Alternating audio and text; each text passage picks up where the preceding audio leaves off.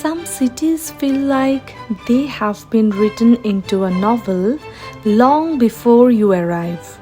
Bath is one of those places, a city of golden stone, ancient waters, and stories that stretch from Roman time to Jane Austen's pages.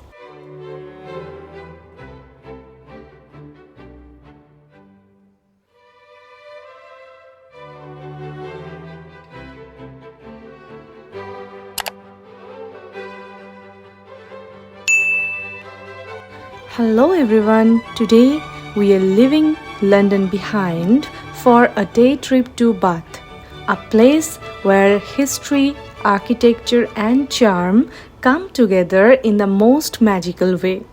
The journey to Bath takes around an hour and a half on the direct Great Western Railway train. It's a really easy trip, comfortable seat, space for work and just watch the countryside roll by. You will pass through parts of Wiltshire and Somerset before arriving at Bath Spa Station, right in the heart of the city. Honestly, it's one of the nicest way to leave the bustle of London behind and ease into a slower pace before exploring Bath. Here we are, Bath Spa Station.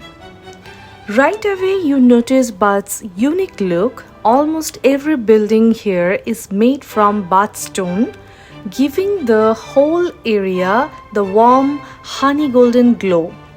It feels elegant, historic and at the same time really welcoming. The walk into the city center only takes about 10 minutes. And it's one of those walks where you are tempted to stop every few steps, whether it's bakery, a quirky shop, or just to admire the architecture. And just like that, you arrive at Bath's heart, the Roman Bath, right next to the Bath Abbey. This is where our journey into history begins.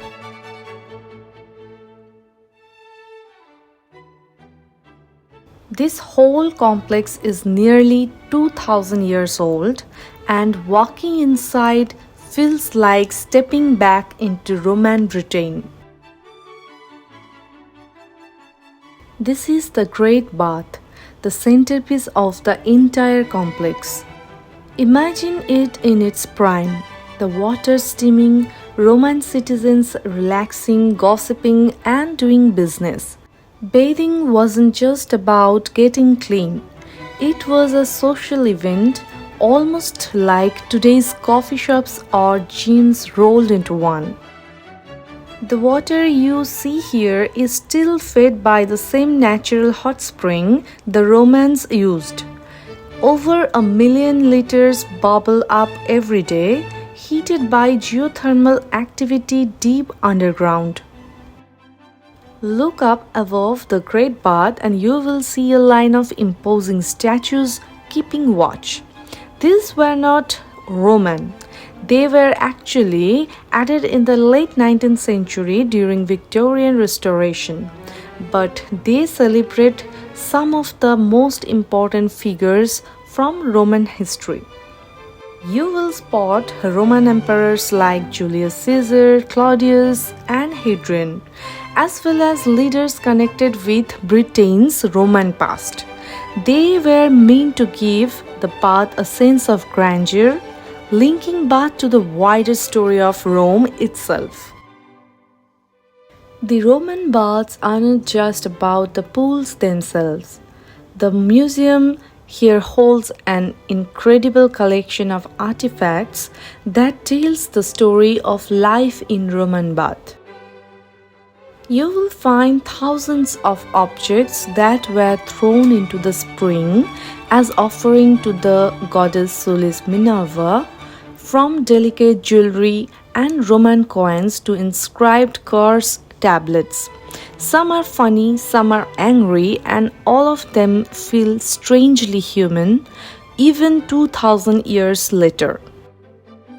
The Romans were master engineers. Here you can see their system of lead pipes and the remains of the hypocaust, an underfloor heating system that keep the steam room hot, almost like central heating 2000 years ahead of its time.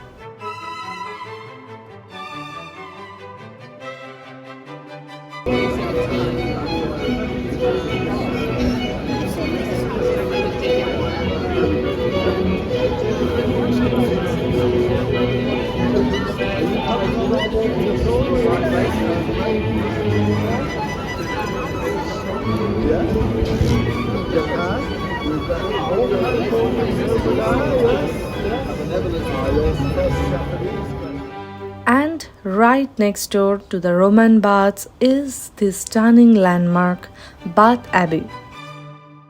Bath Abbey is often called the Lantern of the West because of its huge stained glass windows. The abbey standing here today was built in the 16th century, but there's been a place of worship on this site for over 1,000 years. Inside, the abbey is breathtaking. High fan-vaulted ceilings, intricate stonework, and light flooding in through magnificent stained glass windows. It's both grand and peaceful at the same time. Right behind me is the stunning Pulteney Bridge. Built in the 18th century, it's one of the only handful of bridges in the world lined with shops on both sides, a true architectural gem. From here, the Avon feels alive. Swans and ducks drift lazily downstream, while seagulls wheel above the famous horseshoe shape weir, their calls echoing across the water.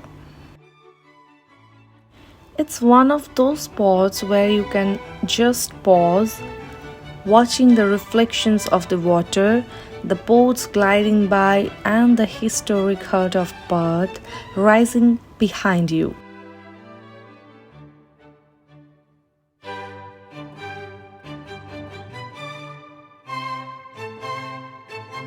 Just a short stroll from Pulteney Bridge, Bath reveals even more to its Georgian elegance.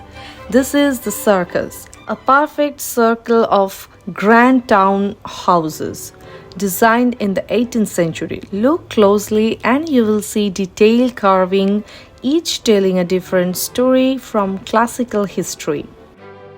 And just a few steps away, the curve opens up into something even more spectacular, the Royal Crescent. 30 terraced houses forming one of the most famous crescents in the world. Built between 1767 and 1774, it's a masterpiece of Georgian design.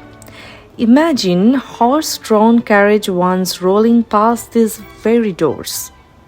Today, it's a place to pause, soak in the views, enjoy the sweeping green lawns, and admire how Bath blends history with everyday life. The Circus and the Royal Crescent, two landmarks that capture Bath's timeless elegance and a must-see on any visit. Bath isn't just elegant crescent and sweeping views, it also has a darker side.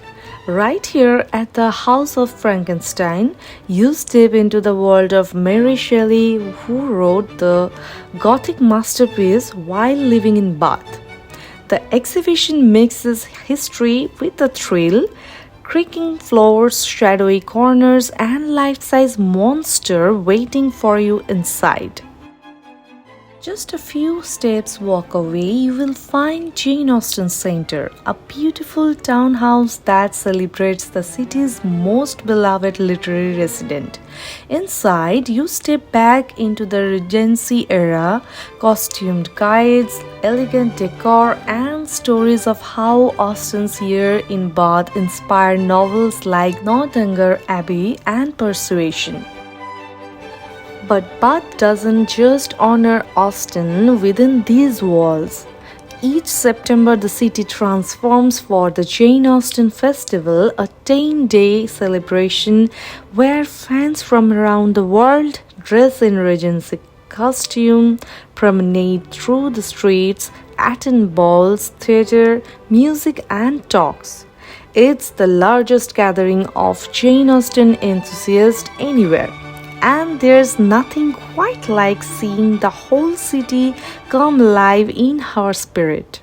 If you want the very best view of Bath, head up to Alexandra Park. It's perched high above the city on beachen cliff and gives you a sweeping panorama you simply won't get anywhere else. On foot, it's about a 15 to 20 minutes uphill walk from the city center, steep but worth it. Or if you prefer, you can drive or take a taxi straight up to the park's entrance. And this is what you come for, the view. From here, you can see the whole city laid out below.